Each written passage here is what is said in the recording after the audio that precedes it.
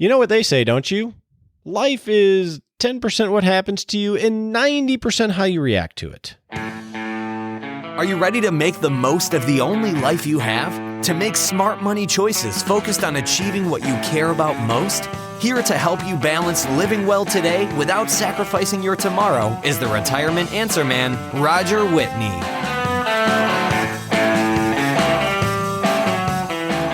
The biggest obstacle to you thriving in retirement, I found, isn't the markets, it's not the economy, it's not interest rates, it's not this crazy election, it's not choosing or not choosing the right investment.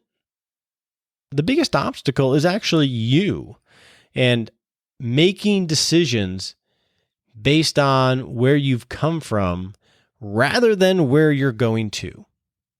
That can trap you in what is. So a good example of that, let me give you a personal example. So 17 years ago, my daughter was 2 and my son was 3, and we had fit them into our life. So what do I mean by that? Well, when my wife and I got married in 1990, we started our careers. We both had a career out of college, and we started to do well. So we bought that starter home because that's what you were supposed to do. And then we started to do really well. So we said, hey, let's design the perfect house for our family in North Dallas, and this will be the place we grow old in. So we did that. Much more expensive, but this was our home. This was going to be our home. And then we built a lifestyle around that house with the cars and everything else. And then when the kids finally came, we decided that we needed the kids as part of that piece of the puzzle. What did we do? We fit them into the life that we had already created, which meant they had to go to daycare, which they did. And then one day, I don't remember the exact day. I do know that we had never talked about this before. But one day, we're home. Must have been a rough day. We both were home from work. The kids were finally in bed. And we looked at each other and we just said, what are we doing? This is not the life that we want. Why are we doing this? From that conversation, within 6 months, we had sold our dream house and moved 40 miles away to be close to my wife's parents and her twin sister, into a house roughly the same size, but less than half the cost.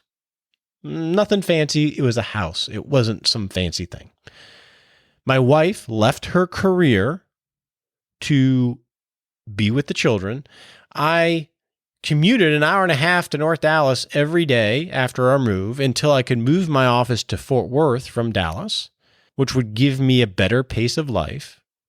Financially, it was horrible. We had built up habits and we had built up expense structures around this very beautiful, quote unquote, life.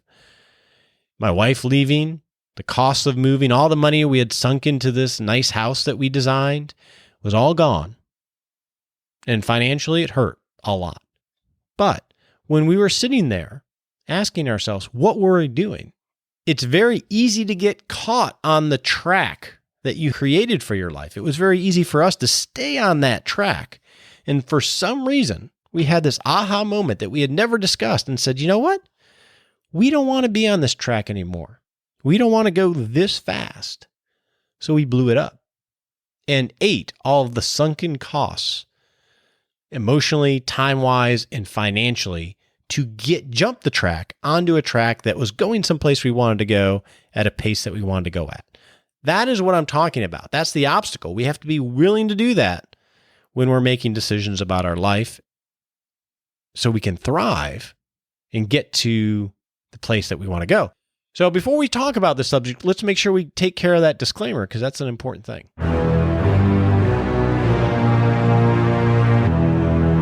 That's right. Basic disclaimer. Don't take advice from me on the show. Unless you are a client and I am working for you as a fiduciary and have enough information to speak into your life, don't take advice from me. Think of this as helpful hints and education. And before you make any decisions, consult your legal advisor, your tax advisor, your financial advisor, people that do know you so they can help you make the best decisions for you. That's just common sense.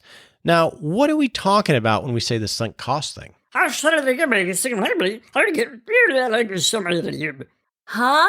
What does that mean? Well, welcome to the What Does That Mean segment. And today I want to talk about sunk costs. What is sunk cost? Well, sunk cost is an economic term, and it refers to a cost that has already occurred and cannot be recovered.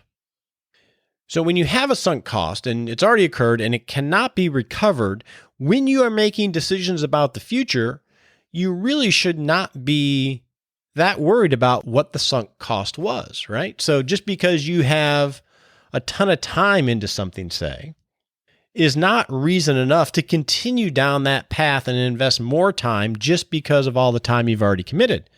If you find that it was a wasted effort or you don't want to accomplish whatever it was you were spending the time on, you just have to eat that and be willing to move on to the thing that you do want. So economics says really all we should focus on is prospective costs, what the future costs. Those are what we should consider. We shouldn't consider the sunk cost because we can never recover that. And it can actually trap us. And it does trap us many times because we're unwilling to let go of what we've invested in. We're so worried about losing it that we let it guide our future. You know, a real basic example is, let's say you planned a trip for a conference and you spent $500 on the plane ticket, $1,500 on the conference, and got the hotel reservation and everything else. And then as you're coming up towards the conference, you realize that you have a lot of issues at home that you need to deal with, or you have an opportunity to spend time with someone that really, when you look at it, you'd much rather spend the time with them and invest in those people than to go off to this conference. But when you look at it, man, I already spent the money on the plane ticket. That's non-refundable. I can't get my money back for the conference registration because I've sunken all that cost into it. Even though I would rather do this, hang out with my friend, be with my family, whatever the new opportunity is, even though I much rather do that, I better go to the conference because I've already spent the money. That is an example, a very simple example of what sunk cost is. If you can't recover the money, it's sunk. You just make the decision based on what you want to be able to do at the time. You know, we talk about being rational decision makers, especially in investment habits, but this sunk cost bias seeps into our decision making all the time. According to Daniel Kahneman, who wrote Thinking Fast and Slow, it's in our genes. The fear of loss is much more powerful than the desire of gains. And sometimes we can't release the sunk cost, and we follow that path just because in our head we know that we're going to realize that loss if we don't continue on that path. And that can be very dangerous, not just to your investments, but also to your life.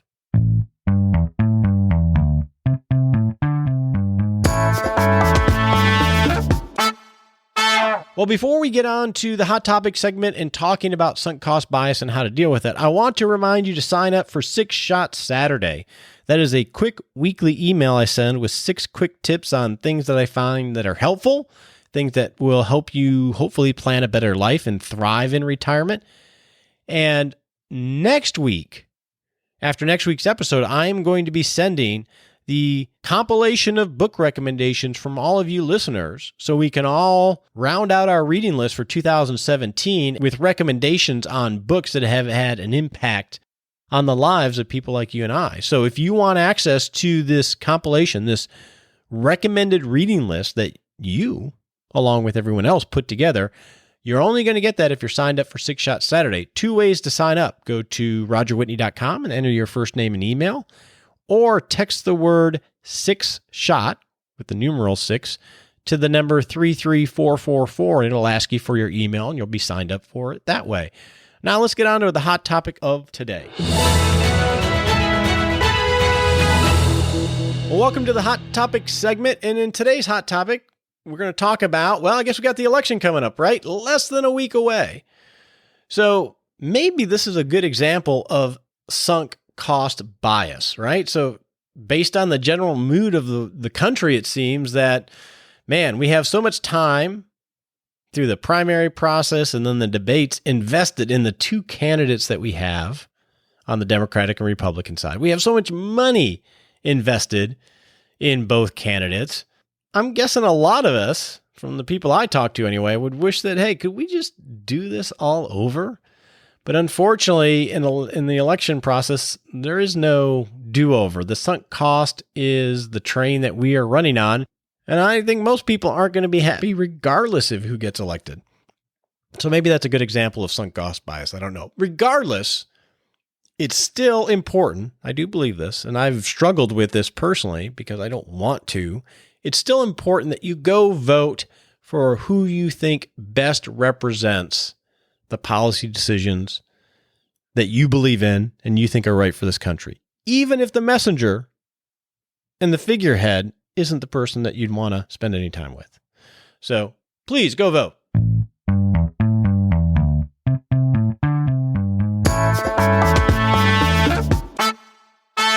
Well, in the practical planning segment today, what I want to do is I want to talk about this sunk cost and something called sunk cost bias. So if sunk cost is a time or dollar investment that we've made in something or someone that we can't recover, so it's sunk, you'll never get the money back. Sunk cost bias is how this influences how we make decisions.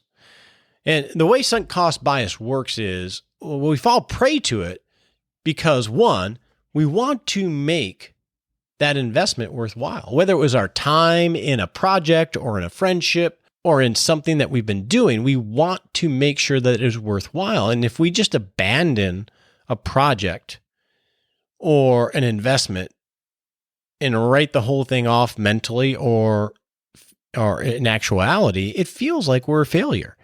So we want to work, we want to persevere to make things right. And that can actually work against us in a lot of ways. And the second way that we fall victim to sunk cost bias is just that fear of failing and looking foolish. I mean, we're Americans. We don't fail. We persevere. Suck it up, buttercup. Just work harder if it's not working and it'll work. But it's not always the case, whether that's in a relationship, in an investment that you've made, in a lifestyle that you're trying to lead, in my case, the home that you buy and what you've created.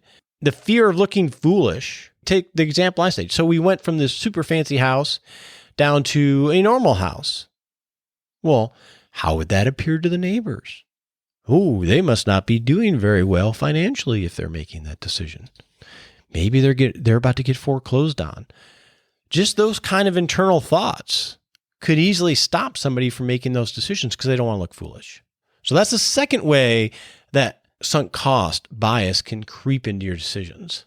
The third is we become attached to our commitments. We just become attached to it and tie ourselves to the mast, heck or high water. And then the last is sunk cost bias can filter into our decision makings because we lose sight of our underlying goals. Go back to the decision that my wife and I made. Our goal was to create a good, healthy, balanced family. And we weren't doing that in the situation we were. And we were lucky, we were fortunate to be able to see, hey, this isn't fitting what our goals are. We don't want this for our life. We want that. It's very easy, and I know because I've done it, where we lose sight of really what we care about most. So we just keep going in a direction that isn't giving us what it is we care about. So that is how sunk cost bias can really ruin your life or help you ruin your own life. So where are some areas that this comes into play? Well, let's talk about investing. Investing is a big area because we've all made really horrible investment decisions in the past, whether that's individual investments or hiring the right type of advisor or whatever it is. And it's very difficult to let go of those things. I mean, the natural thing is if you buy an investment for $100,000 and for whatever reason it goes down by 40%, say now your $100,000 is only $60,000, it's a very natural reaction. I know this because I've seen it and done it for 26 years on and off. It's a very natural reaction for someone to say, well, I'm going to have to hold that until it comes back up. And they only sell their winners, say, hey, I made money on that company or I made money on that investment. And then they collect their losers. And over time, those losers litter their account statements or their net worth statement because they never sell them, because they can't sell it, because they don't want to take a loss, because that acknowledges that they were wrong. And in some cases, they'll just buy more. I'll show them I'm not wrong. I'll buy more and I'll be even more right when I am right. Maybe you've heard some of these thoughts in your head. I encountered a gentleman about a year ago who contacted me, was retired, and he had an investment portfolio. It was, say, roughly $900,000. And he says, I've really made a mess of this. I want to do what's right. I care about maintaining my lifestyle in retirement, and I don't know what to do. So I was like, okay, we set up a meeting. He gave me some data. And when I looked at his investment portfolio, although the portfolio is worth $900,000, there was roughly $800,000 or $900,000 worth of losses in about 25 different positions. So huge losses. He had gotten into trading. He was going to trade his portfolio of investments and was doing very well. But when an investment went against him, rather than sell it, he would just hold on to it, wait for that to come back and make money trading other investments. But over time, that list of bad investments grew and grew and grew, and some of them were very bad investments and never came back until he was sitting on roughly half of his money. And he had all of these losses that he had looked at, in some cases for years, and he didn't know how to work his way out of it. So in the meeting, we're looking at it, and we define what his goals are, what he's trying to accomplish. And he's asking me, well, how should I work my way out of this? And well, one, I don't think there's any way of working your way out of things like that, right?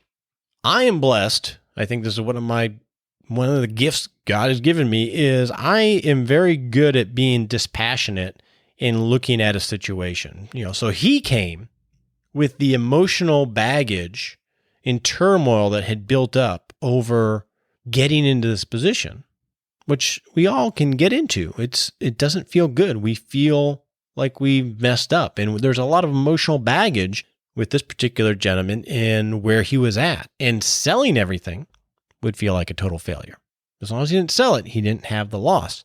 And one of the gifts I think I have is when I look at things, so if his $1.8 million had gone down to $900,000, is I'm usually able to look at it, well, today we have $900,000. The only question, absent major tax consequences, is how do we allocate this $900,000 to work towards what you say you care about? Absent tax consequences and particulars like that, at any given point of time, you have what you have. And thinking about the mistakes and why it went down doesn't matter.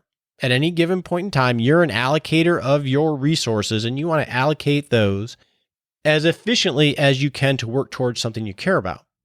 So I'm blessed. I think that way. Even in my own life, on things I do typically, I'm very easy of, okay, that's a redo. We got to take care of that one. We got to just move on. Well, in our conversations, he couldn't do that. He couldn't let go. He just wanted to work through how these were going to work out. And he wanted a strategy to make it work so he wouldn't be wrong. And I didn't have it. So we had to part ways. Now, that is an extreme example, but there are many examples in an investment arena where we do that, where we just sell our winners, we hold on to our losers, or we wrap up the emotions of a particular investment or portfolio and things that have happened rather than saying, I have X amount of assets and I need to allocate them as efficiently as possible as if they were dollars I were allocating today, absent taxes and all those other things, because that's really the only decision we're supposed to look at. Prospective cost. What's the future going to look like? Not what the past has been and how do I get out of it. So that's how it can affect you in a investment portfolio. So what about your career? Careers are that way as well. It's very easy for us to persist in an unfulfilling job or career because we went to school for it, because we've been educated for it, because we have so much experience in it. A lot of times I see this with companies, right? Well, I've been at XYZ company forever. I can't go to a different company. It doesn't matter if they treat me horribly and they change my comp structure and they make me work overtime and they send me emails 24/7. It doesn't matter. I am loyal to this company. It's very easy to be content rather than look at, hey, I have skills and services that I can apply and I need to apply those any way that I can. And that could be moving to a better company in a better position for you. Or it could be, yeah, I spent my last 10 years as this, but I hate this and I want to be that. I got to figure out how to be that. That I see all the time as well, is people are not willing to pivot, or they have a hard time pivoting because they think of this sunk cost mentality that they've spent so much time on A, there's no way they can move to B. Now, the third area that we can talk about briefly is lifestyle. Now, I gave you my bigger example of lifestyle, but it can happen in really small ways as well. We've been talking about a lot about books, so here's a real simple, easy one. Doesn't it feel like when you start a book, you have to finish it, even if it sucks, or if it just doesn't speak to you, or if you pay for a movie, you go in to see a movie and it's bad, do you leave? The ticket to get into the movie is sunk cost, and if you're 20 minutes into a 2-hour movie and you realize this is not a movie for me, and not that it's profane or immoral or anything, it's just boring, do you stay because you paid for it? That's a very good example. Or do you finish a book just because you started it? Those are very simple. In America, this is a bad one, and I'm working on this right now. So for me, it's, okay, what if you order food at a restaurant and it's way too much food for you? Do you eat more than you want to because you want to clean your plate? Who cares if you leave half of it there? That's an area where sunk cost bias can come in. Well, I got all this food. I don't want to let it go to waste. I better eat it all, even if I'm going to feel miserable afterwards. And then you can see other areas, staying in marriages that are very destructive or have become very destructive. Getting married or staying invested in a relationship because you have so much time in it, even though you know it's not where you want to be. You don't want to disappoint, and you want to stick with it because of all the time that you have invested in it. These are ideas or ways that sunk cost can really block you from thriving in the future. So how do you deal with this and move on? Well, I think the number one way that you can avoid sunk cost bias is to have a clear process for always looking at where it is you want to go. The clearer the picture is of where you want to be 1 year from now, 6 months from now, or 3 years from now, and let that be the filter of your decision making, that's going to help you avoid or overcome some sunk cost bias. Because if you know, I want to be debt free in a year, and you identify the whys in terms of why that is so important, then every decision going forward, you work towards that very specific goal because you understand how it's going to make you feel beforehand. That's why goal setting or vision casting is so important, because that will attract you and pull you towards the decisions to help get you there rather than focusing on where you have come from. It sounds a little hokey pokey sometimes, but it is really true. It helps you work towards what you want to get to. And the clearer you have that, the easier it's going to be to avoid some of the sunk cost bias. The second way to help avoid or overcome sunk cost bias is just simply to relax and realize that you're human and you make mistakes and write them off. Just to give yourself some grace and acknowledge I'm a human being and I make mistakes, and this was a mistake, no biggie, I'm going to move on from here. A lot of times we're just too hard on ourselves, and we need to give ourselves that grace so we can release ourselves, so we can move on. And that's one way to overcome the regret that we have that, man, I don't want to look foolish. No, you just made a mistake. Move on. Now you're a better version of yourself. Another way that we can avoid sunk cost bias, and this is what I do in my planning practice, is when I'm building a plan for someone, a life plan where we're figuring out, okay, how are you going to thrive in retirement? What is it that you care about? We spend a lot of time focusing on what it is you actually care about and want your life to look like. Absent what is. Paint me the perfect picture. And then as we go through that process, when we get down to the investment assets, I don't even want to know what people own. I want to build the net worth statement. I want to know the values of the investment accounts, but I don't want to know what's in the investment accounts because I want to, and I learned this a long time ago, and you can trick yourself to do this for yourself as well, is you want to build the plan. Once you define where it is you want to go, identify the resources you have available, focus on the high level numbers, not the deep numbers, because if you open up the statement, you're going to get bogged down in what is. And you don't want what is to define what will be. So what I do is I don't even want to see your statement. I just want to know, okay, what are the high level values? And then I build the entire plan. And on the investment portion, I define what the ideal allocation and investment mix should be before I even look at what is. So I say, okay, based on where you want to go and what you want to do and what you have, this is how I think we should allocate all of your resources to help you move forward to that goal before I even know what you own. And you can do this with yourself. You got to trick yourself a little bit, but it can be done. And then at the end of the process, once you've mapped out what should be, say it's a marriage or it's a investment or it's a friendship or it's a career, you map out what is perfect given the resources. Then you look at what is and you work through reconciling the two. And what that little trick does is it gets you out of starting with the past. It gives you a clean slate to help paint what should be and designing how it should be structured without all the baggage of what was. So you can think clearly about the future rather than from the filter of feeling like you screwed up, dealing with all these issues that you have from the past, whether that's investments or anything. That is really the trick to overcoming the sunk cost bias. Plus, once you put a name to it like we've done today, you can identify it and catch yourself when you're doing it. So that would be my suggestion in how you deal with this and how I deal with it. Now, how do we take action with this? Let's talk about that in the SMART Sprint. On your marks, get set.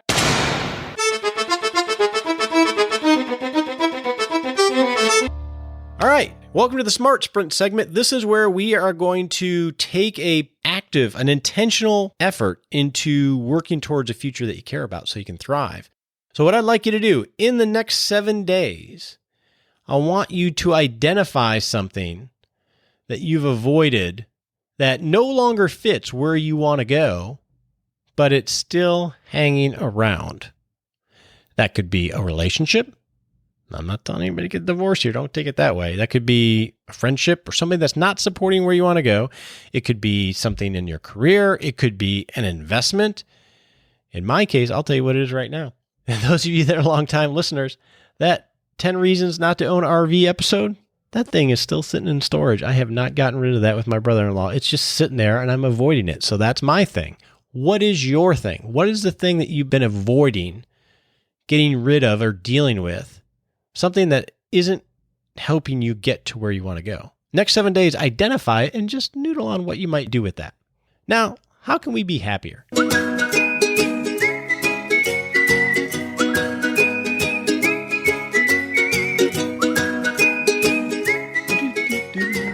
Hey, welcome to the Happy Lab, where we noodle a little bit on how do we live a happier life. Well, to stay in tune with the theme of today, this dealing with sunk cost bias, I'm going to tell you, as a man who has dealt with it and still needs to deal with it in certain areas, that when you do deal with your sunk cost bias, whether it's getting that loser off of your account statement or moving because you want to align your life, even if it hurts you financially, to a place that you want to go, or whether it's starting to take action towards a career that you care about rather than one that you don't. Once you identify these things that are trapping you in the past and you start to deal with them in some certain way, oh, it's amazing. Then you want to talk about being happy. And I've done in my own investment account. Let's just talk about investments. When I've sold a loser that I've let hang around a long time, man, I'll tell you how happy it is not to look at it on that statement. It's like that Shark Tank, Mr. Wonderful, where he says, "You're dead to me." As soon as you deal with these things and not let them trap you in the past and say they're dead to you, you can move on and you'll actually be a lot more proactive and you'll be happier. I know I am.